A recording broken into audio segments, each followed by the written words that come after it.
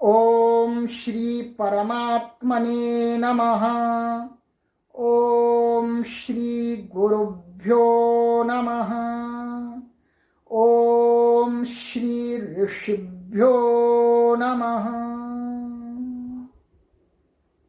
सर्वेभ्यो नमो नमः। देववाणी संस्कृतम ई गुरुकुलम प्रति भवतां सर्वेषां हार्दं स्वागतम। मित्रों, आपने परीक्षा दे दी, बहुत अच्छी प्रकार से आपने परीक्षा दी और परीक्षा में आपने बहुत ही अच्छे अंक प्राप्त भी किए।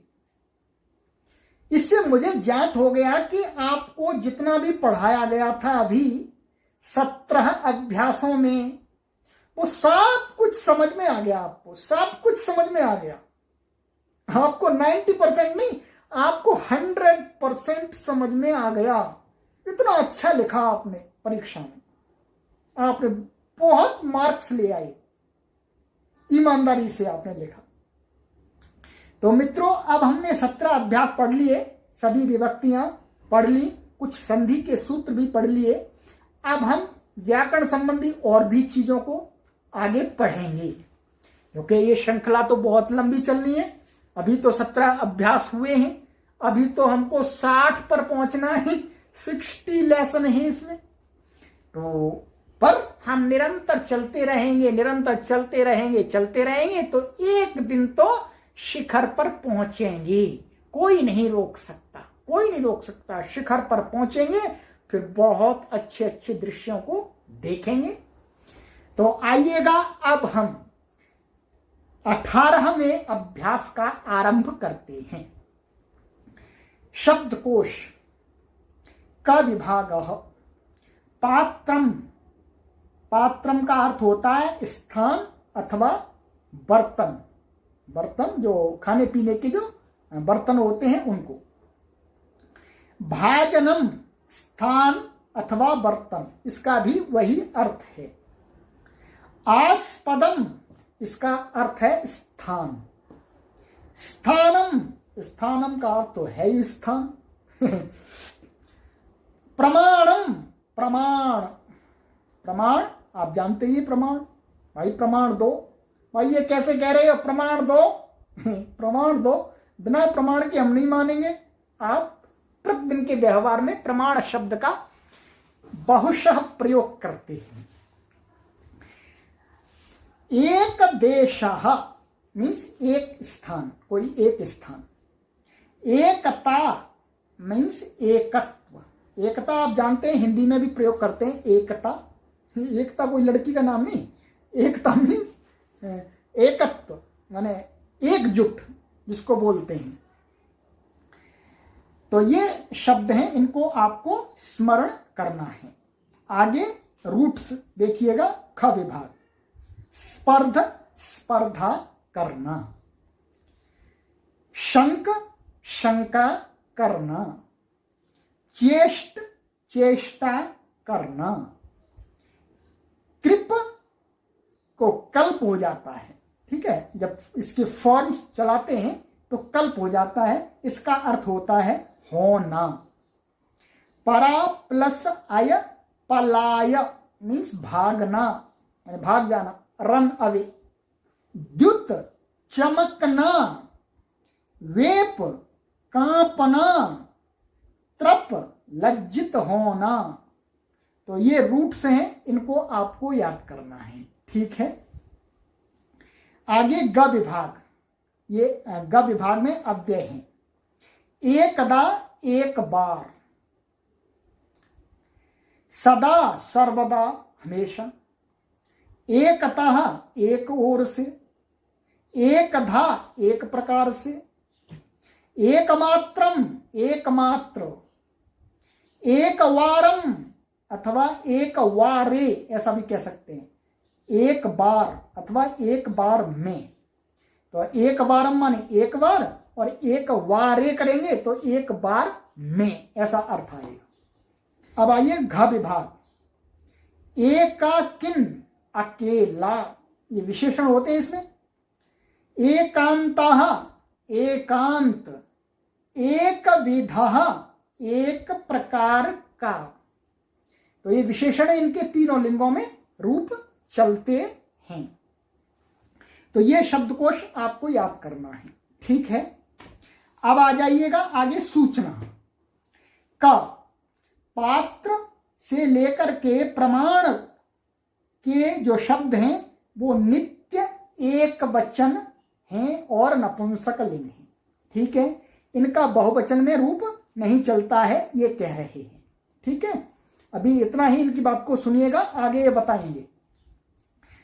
तो एक वचन और नपुंसक लिंग में इसका आपको रूप चलाना है। ख स्पर्ध से लेकर के त्रप तक धातुओं के रूप कैसे चलाने जी? सेव के समान कहते हैं तो सेवतेवत, सेवते के समान चलाने। तो सेव के हमने लट और लोट के तो याद कर लिए, आगे और बताएंगे शेष को। अब देखिएगा व्याकरण विभाग। एक शब्द, एक वचनांत शब्द, लिट और जश्व संधि, इनके विषय में ये चर्चा करेंगे इस अभ्यास में। आइएगा नंबर 1, देखिएगा ध्यान से, इनको आपको समझना है चीजों को, ये अभ्यास समझने वाला ज्यादा है। एक शब्द के तीनों लिंगों के रूप स्मरण करो, ठीक है। एक जो शब्द है उसके तीनों लिंगों के रूप स्मरण आपको करने हैं। पीछे देखो शब्द संख्या 39, हम अभी आपको याद करवाएंगे, ठीक है। एक शब्द संख्या अर्थ में केवल एक वचन में ही रूप चलेगा। जब जो एक शब्द है, जब इसका अर्थ एक होगा, संख्या, एक संख्या, तो इसका क्या होगा? जैसे ये ऐसे मान लीजिए एक, इसका अर्थ क्या है? एक, एक संख्या अर्थ है, तो इसका एक वचन में ही रूप चलेगा। और ये क्या कहते हैं कि इस शब्द का अन्य अर्थ में जब प्रयोग होता है, एक शब्द का अर्थ होता है कभी कभी अन्य, क्या होता है? एक शब्द का अर्थ ये भी होता है अन्य, ये अन्य के अर्थ में भी इसका प्रयोग होता है, तब ये बहुवचन भी चल जाएगा, द्विवचन नहीं चलेगा। केवल एक वचन संख्यावाची होगा तब, और जब अन्य अर्थ में होगा तो बहुवचन में इसका रूप चल जाता है, ठीक है। और ये जब अन्य अर्थ में होगा तो बहुवचन नहीं चलेगा, एक वचन नहीं चलेगा, केवल बहुवचन। हम बोलते हैं संस्कृत में एके आचार्याः वदन्ति, एके का माने अन्य कुछ आचार्य बोलते हैं। तो आपको ये इस प्रकार से इसको ध्यान रखना है। अब आ जाइएगा आप एक शब्द के तीनों लिंगों में रूप देखिएगा, हम आपको उसका उच्चारण करके भी दिखला देते हैं। देखिएगा पुल्लिंग एकाः, एकम, एकेन, एकस्मै, एकस्मात्, एकस्य, एकस्मिन्। अब नपुंसक लिंग देखिएगा एकम, एकम, एकेन, एकस्मै, एकस्मात्, एकस्य, एकस्मिन्। तो इसमें आपको केवल एक रूप याद करना है, ऊपर का एकम प्रथमा विभक्ति का बस, और तो सारे पुल्लिंग के समान ही हैं, ठीक है। स्त्रीलिंग में देखिएगा एका, एकाम, एकया, एकस्यै, एकस्याः, एकस्याः, एकस्याम। तो ये आपको स्मरण करने हैं, मैंने उच्चारण करके आपको दिखला दिया, राइट। अब आइएगा आगे नंबर 2, सेव, लिट, आत्मनेपद। सेव के लिट, लिट के रूप याद करने हैं आपको, लीजिएगा, चलिएगा। सेविष्यते, सेविष्येते, सेविष्यन्ते, सेविष्यसे, सेविष्येथे, सेविष्यध्वे, सेविष्ये, सेविष्यावहे, सेविष्यामहे। ठीक है, सरल है, बिल्कुल सरल है, बिल्कुल ही सरल है। अब इसका संक्षिप्त रूप भी देख लीजिएगा, जिससे और अन्य धातुओं के रूप भी आप बना लें आत्मनेपद की। देखिए कोष्ठक में ई दिख रहा है आपको, यह है इट, जो सेठ धातु है उसमें लगेगा और जो अनिट धातु है उनमें नहीं लगेगा। ये तो अब समझ में आ गया काफी, सेट और अनिट। तो देखिएगा इसका जो मुख्य प्रत्यय है वो स्यते, स्येते, स्यन्ते, स्यसे, स्येथे, स्यध्वे, स्ये, स्यावहे, श्यामहे। सरल है। अब सब धातुओं में जोड़ते जाइएगा, जो सेट है उसमें ई भी जुड़ जाएगा और जो सेट नहीं है उनमें ई हटा दिया जाएगा। जी भाई दूर बैठो आप, यहां नहीं आना। चलिएगा तो आगे इन्होंने कहा संक्षिप्त रूप लगाकर स्पर्ध आदि के लिट में रूप बनाओ। तो ये बनाने हैं आपको, जैसे लट में स्पर्धते, कल्पते आदि ये बनाना है आपको। तो अब देखिएगा ये सूचना, ये जितनी भी आत्मनेपदी धातु अभी तक आई है और इसमें आई है, सबका ये लिट लकार का प्रथम पुरुष का एक वचन का एक एक रूप दिखला दे रहे हैं, जिससे आपको बनाने में सुविधा हो जाए। परंतु आपको सभी वचनों में, सभी पुरुषों में लिखना है, ठीक है, अभ्यास के लिए।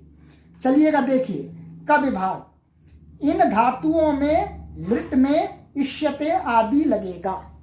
ठीक है, देखिएगा सेविष्यते, वर्धिष्यते, मोदिष्यते, सहिष्यते, याचिष्यते, वर्तिष्यते, ईक्षिष्यते, वंदिष्यते, भाषिष्यते, कूर्दिष्यते, यतिष्यते, शिक्षिष्यते, कंपिष्यते, भिक्षिष्यते, शोभिष्यते, स्पर्धिष्यते, शंकिष्यते, चेष्टिष्यते, कल्पिष्यते, पलायिष्यते, द्योतिष्यते, वेपिष्यते, त्रपिष्यते, शयिष्यते, रोचिष्यते। इन सब में इष्यते इष्यते लग रहा है क्योंकि ये सेट धातु है। अब आ जाइएगा जिनमें इष्यते नहीं लगता, स्यते लगता है, ये अनिट धातु है। लप्स्यते, रंस्यते, त्रास्यते, अध्येष्यते।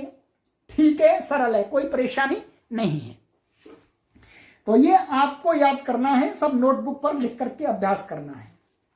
अब आपके लिए नियम आ रहे हैं, नियम कुछ विशेष हैं, नए नियम हैं और अब हमको नए नए नियमों को सीखते जाना है, बहुत सारे नियमों को जो साहित्य में प्रयोग होते हैं और हमारी कॉम्पिटिटिव एग्जाम में आते हैं। तो आइएगा, इस नियम को पढ़ने से पहले मैं आपको कुछ बतला देना चाहता हूं जिससे आपको समझने में सरलता होगी। कोई भी वाक्य होता है, क्या होता है, कोई भी वाक्य होता है, चाहे वो किसी भी लैंग्वेज का हो, उसके दो पार्ट होते हैं। क्या होते हैं, दो पार्ट होते हैं, जिसको हम संस्कृत में बोलते हैं उद्देश्य और विधेय, जिसको आप इंग्लिश में बोलते हैं सब्जेक्ट और प्रेडिकेट। ठीक है, मैं लिख करके आपको बतलाता हूं, ये इस नियम को समझने के लिए परम आवश्यक है। देखिएगा, प्रत्येक वाक्य के दो भाग होते हैं। एक होता है उद्देश्य, जिसको बोलते हैं सब्जेक्ट, राइट। दूसरा होता है विधेय, प्रेडिकेट। आप इंग्लिश में जानते होंगे, इसलिए मैं इंग्लिश के वर्ड्स का भी यूज कर रहा हूं। इंग्लिश के, आपने इंग्लिश का ग्रामर पढ़ा है तो जल्दी समझ में आ जाएगा। ये आप देखिएगा, जिसके विषय में हम कुछ कहते हैं, ध्यान से सुनिएगा, जिसके विषय में हम कुछ कहते हैं या दूसरे लोग कुछ कहते हैं किसी के विषय में, तो वह जो वाक्य में होता है, वह जो जिसके विषय में कुछ कहा जाता है, क्या जिसके विषय में, वह क्या होता है सब्जेक्ट। और उस वाक्य के अंदर जिसके विषय में हम कहते हैं, उसके विषय में जो कुछ कहा जाता है, ठीक है, जिसके विषय में हम कहते हैं वो सब्जेक्ट, और वाक्य के अंदर उसके विषय में जो कहा जाता है उसके विषय में, तो वह क्या होता है, प्रेडिकेट पार्ट होता है वाक्य का। ठीक है, प्रेडिकेट पार्ट होता है। तो वाक्य को दो विभागों में बांट दिया जाता है। देखिएगा, एक छोटा सा वाक्य लिया है मैंने, बहुत बड़े बड़े वाक्य हो सकते हैं, केवल उनको हम दो में विभाजित कर देते हैं। राम ग्राम को जाता है। ठीक है, मैं बोलता हूं, आपको कह रहा हूं राम गांव को जाता है। मैं किसके विषय में कह रहा हूं? किसके विषय में कह रहा हूं? कौन जाता है? राम। ठीक है, तो हम जिसके विषय में बोलते हैं वो क्या होता है? वाक्य का सब्जेक्ट। तो हम किसके विषय में बोल रहे हैं? राम। भाई राम जाता है, यही तो बोल रहे हैं। राम से दूसरे व्यक्ति के विषय में नहीं बोल रहे हैं।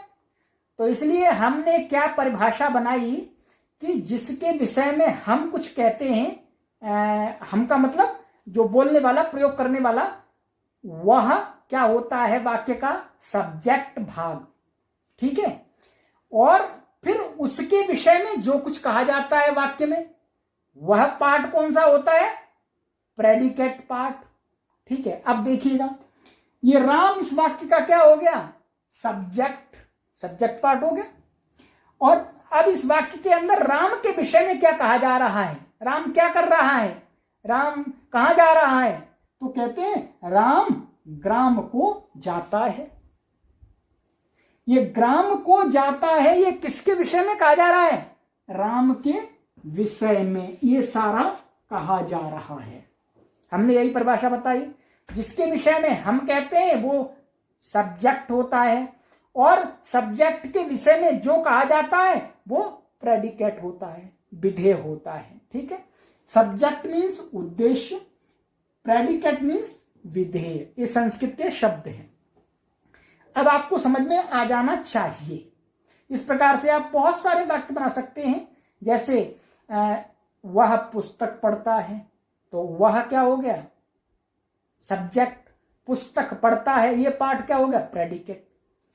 ये नियम आपको समझने के लिए ये चीज समझनी होगी पहले, सब्जेक्ट और प्रेडिकेट। इस बात को आप अच्छी प्रकार से समझ लीजिएगा। इंग्लिश के अध्यापकों ने आपको अच्छी प्रकार से समझा दिया है, तो बहुत जल्दी से आपको पकड़ में आ जाएगा। और यदि नहीं समझाया है तो मैं आपको समझा रहा हूं सरल भाषा में। ठीक है, मैं एक इंग्लिश का वाक्य भी लिख देता हूं जिसमें आपको समझ में आ जाएगा। देखिएगा, दे गो टू स्कूल। अब देखिएगा, इसमें हम कह रहे हैं कि दे माने वे। तो हम जिसको कह रहे हैं वो क्या हो गया? इसका सब्जेक्ट। ये सब्जेक्ट हो गया, ये पार्ट। और वो वे जाते हैं, कहां जाते हैं? स्कूल को जा रहे हैं। तो गो टू स्कूल ये पार्ट किसके विषय में कहा जा रहा है? किसकी एक्शन को बता रहा है? इसके मूवमेंट को बता रहा है। इसमें मूवमेंट हो रहा है। ठीक है, तो ये पार्ट क्या हो गया आपका? ये वाला पार्ट हो गया आपका इतना, ये प्रेडिकेट। ये वाला पार्ट प्रेडिकेट हो गया, और ये वाला पार्ट हो गया आपका सब्जेक्ट। राइट, समझ में आ जाना चाहिए। अब हम अपनी तरफ चलते हैं। ठीक है, इसको हम यहीं ऐसा लिखा रहने देंगे जिससे आगे भी समझ में आ जाए। अब आइएगा, मैं आपको नियम पढ़ाता हूं। देखिएगा, नियम 81।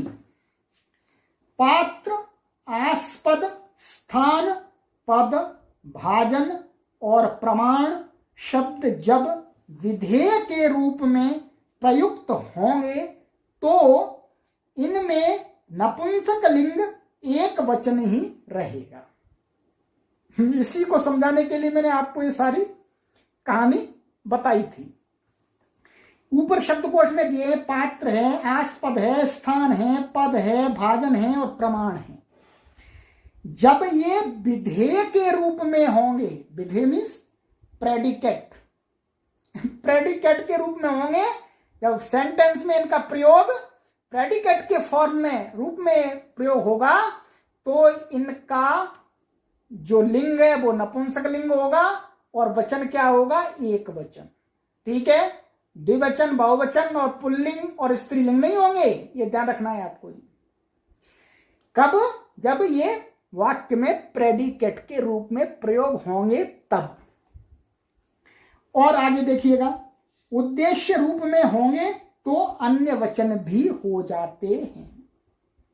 यदि सब्जेक्ट के रूप में प्रयोग किए जाएंगे तो इनके अंदर द्विवचन और बहुवचन भी आ जाता है। ठीक है, अब इन्होंने जो वाक्य दिखाया उदाहरण उसको देखिएगा। क्या दिखाया? कहते हैं जैसे गुणाः पूजा स्थानम संति।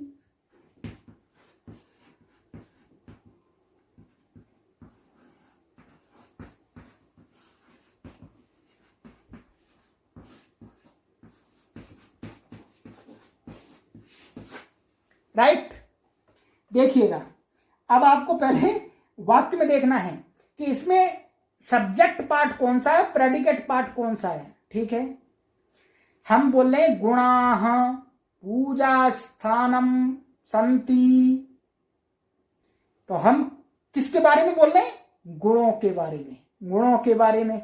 तो ये पार्ट क्या हो गया? सब्जेक्ट, सब्जेक्ट पार्ट हो गया। अच्छा, अब ये जो आगे की बात कही जा रही है वो किसके लिए कही जा रही है? किसके लिए कही जा रही है?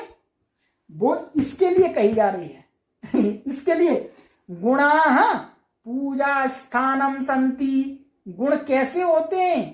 पूजा के स्थान होते हैं, पूजा के स्थान।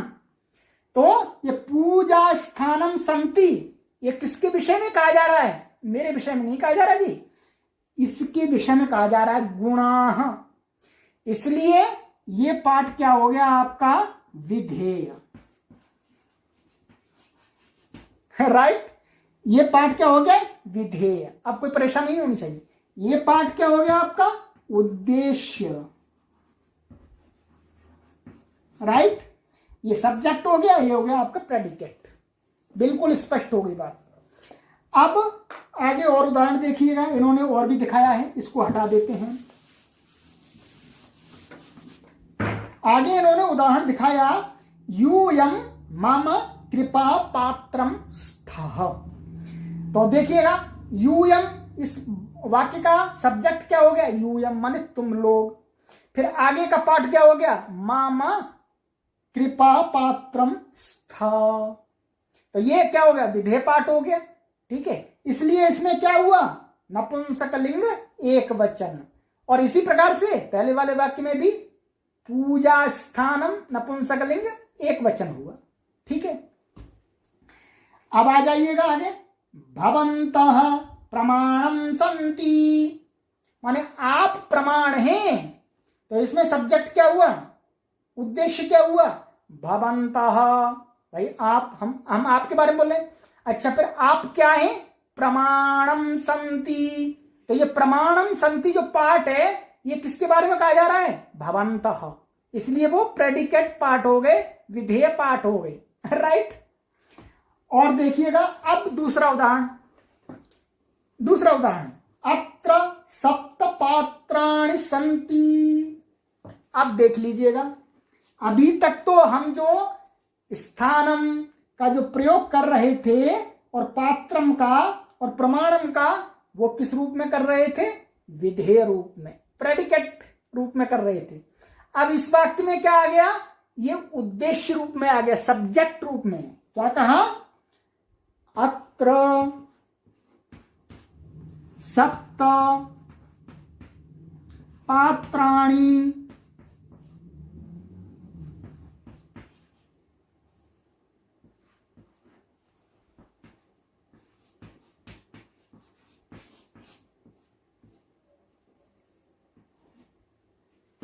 ठीक है। अब देखिए, आप ध्यान से देखिएगा, ये तो सामान्य हो गया, अत्र सप्त पात्राणि सन्ति। अब हम किसके विषय में बोल रहे हैं? पात्रों के विषय में। आपको ये नहीं देखना कि शुरू में क्या प्रयोग कर दिया, आपको कहीं पर भी शब्द रखे हुए उनमें पहले ये देखना है कि हम किसके बारे में बोल रहे हैं। तो हम कह रहे हैं सप्त पात्राणि, तो पात्रों के बारे में बोल रहे हैं। ये पात्र है, ठीक है। ये कौन सा भाग हो गया? कौन सा भाग हो गया जी? ये हो गया आपका सब्जेक्ट, और सब्जेक्ट के साथ में जो इसका संबंध लगेगा ये विशेषण है इसका जो साथ है, तो ये भी क्या हो गया? सब्जेक्ट। ये पार्ट सब्जेक्ट हो गया। और ये संति, अब ये क्रिया है, माने है। कौन है? कौन है जी? पात्र हैं, पात्र हैं जी। और कहाँ है? यहां है। तो ये पाठ और ये पाठ क्या हो गया आपका? विधेय। क्या हो गया? प्रेडिकेट। और ये पाठ क्या हो गया आपका? सब्जेक्ट। बस यही बतलाना था। इन्होंने ये कहा था कि यदि ये पात्र आदि शब्द विधेय के रूप में प्रयोग होंगे, प्रेडिकेट के रूप में प्रयोग होंगे, तो इनका हमेशा नपुंसकलिंग एक वचन होता है, जो अभी तक के उदाहरणों में बतला दिया।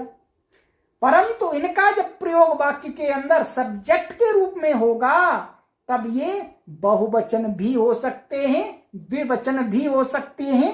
तो यहां पर बहुवचन आ गया, क्योंकि ये सब्जेक्ट है, उद्देश्य है। समझ में आ जाना चाहिए आपको, दूसरों को भी समझाना है। इसको समझने में लोगों को कठिनाई होती है, कठिनाई होती है, क्योंकि उनको कभी समझाया गया नहीं इस प्रकार से, क्योंकि समझाने वालों को भी स्पष्टता नहीं होती है। तो मैंने आपका सब कुछ इसके अंदर खोल करके आपको समझा दिया। आपको हमेशा पहले वाक्य में ये देखना है कि इसका क्या, कौन सा पार्ट सब्जेक्ट है, उद्देश्य है, और कौन सा पार्ट प्रेडिकेट है, विधेय है। बस आप आराम से इस नियम का प्रयोग कर लेंगे, कहीं पर भी आपको डाउट नहीं आएगा। राइट, चलिए